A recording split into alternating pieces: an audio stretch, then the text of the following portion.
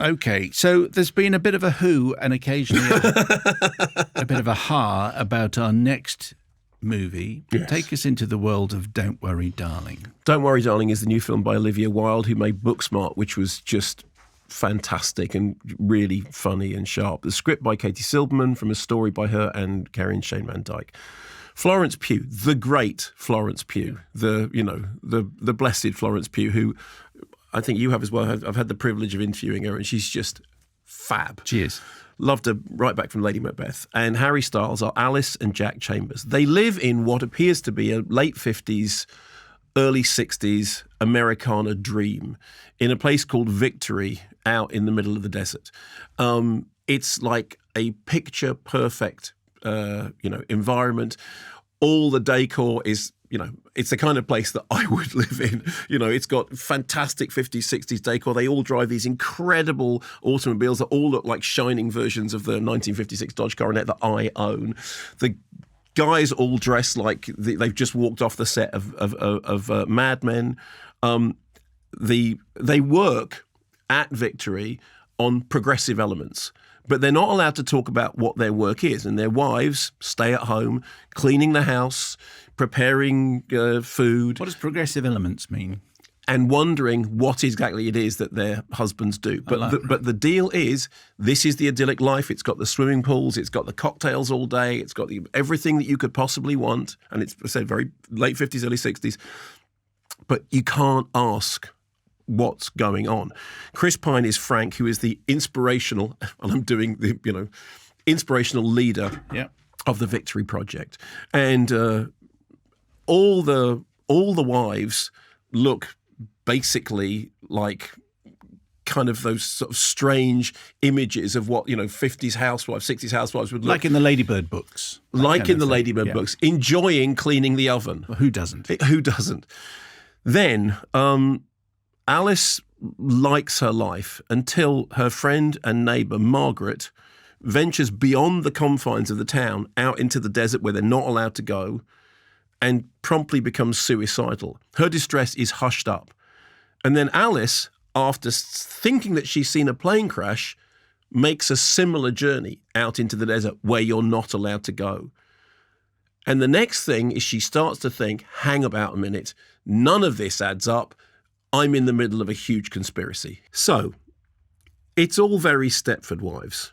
It's all, hang on, this is out of whack. It's the kind of the smiling, pastel colours and fabulous cars and fabulous lifestyle and, in which the wife stays at home and the guy goes out to work but he's not allowed to ask what. And it's kind of a weirdly chauvinistic male dream of the world. And clearly something is going on. Now, here's the thing. There's even a club that's called the Dollhouse. It's very clear from the very beginning that everything that's happening is happening in an artificial bubble, because it's never specified where or when this is, but it's a kind of designer's dream. But it's not cleverly artificial in the manner of, if you think about something like Yorgos Lanthimos' Dogtooth, in which there's a family who are raised in a house in which they are told that there is nothing but catastrophe and apocalypse beyond the confines of their garden. And they're brought up by their father to believe this because, and they slowly come to realise that actually he's lying to them, that there is a whole world outside there. No, it's not like that. It's artificial in a way that makes you think, okay, this is completely artificial. I wonder how. I wonder which gimmick they've used to make it artificial, because, have they all been brainwashed? Is it another version of The Truman Show? Is it The Matrix? Is it Soylent Green? And then when the answer is offered, you go, oh, okay, they went with that one. But the point is, it's just that they went with that one as opposed to any of the other ones, because what there isn't really is any workable tension about what's going on. Now, if you look at films like Greener Grass, or, people have talked about Pleasantville, or, even there are so many examples of, the picture perfect life in which there's this crack behind the smile, in which everyone's, something's wrong, something's out of whack, and then how are we going to explain it? It's not clever. It's nothing like as clever as it thinks it is. And the problem is, because it isn't, you kind of figure, like 10 minutes in, you go, okay, I know kind of where we are. I'm enjoying watching the stuff. I'm enjoying the design, incidentally. I like the look of those cars. And Florence Pugh does a brilliant job of making you stay interested, of making you stay invested, of making you stay when really the film doesn't deserve that investment. Harry Styles, and we've read some stuff about Harry Styles, there's a little clip of him on YouTube being terrible in one scene. He's not terrible. He's perfectly bland. Absolutely, weirdly, sometimes he sounds like an American doing an English accent, which is kind of weird because he isn't. Florence Pugh's American accent is absolutely not perfect. The thing looks fabulous. It's designed within an inch of its life.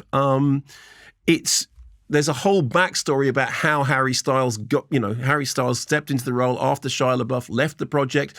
The director said he was fired. He said he wasn't. There's been a whole bunch of kind of bad feeling around the film, which resulted in Florence Pugh basically attending the premiere and nothing else. And so, if you try to watch the film aside from all the stuff, The Who and indeed Ha that you've been talking about, the honest answer is Florence Pugh is great. It's really well designed. The story is, I know that's it. Oh, it's that one. And honestly, when they get to the moment when they reveal the reveal, you go, okay, well, I had 5 choices and you picked number 3. Number 3. Oh, okay. So a bit less than the sum of its parts then? Yeah, it is perfectly, it is less than the sum of Florence Pugh's performance. Oh, wow, you've made it to the end. Congratulations. Now you're here, you may want to hear about some of our other offerings. Other offerings? Yeah, I know what. The other offerings, the exclusive interviews we do on our hit subscription podcast, Kermode and Mayo's Extra Takes. Oh, yeah, that. Yeah, that. The one where we speak to the likes of Tom Hanks and Daisy Edgar-Jones, and the extra subscription content where Rowan Atkinson told us all about that famous rapping scene in Love Actually. Yes, that's the one. Amazing. And where would our lovely YouTube subscribers find this mystical creation? Well, I'm glad you asked. They just need to go to kermodeandmayo.com or tap the link in the description. That easy, eh? That easy. Incredible.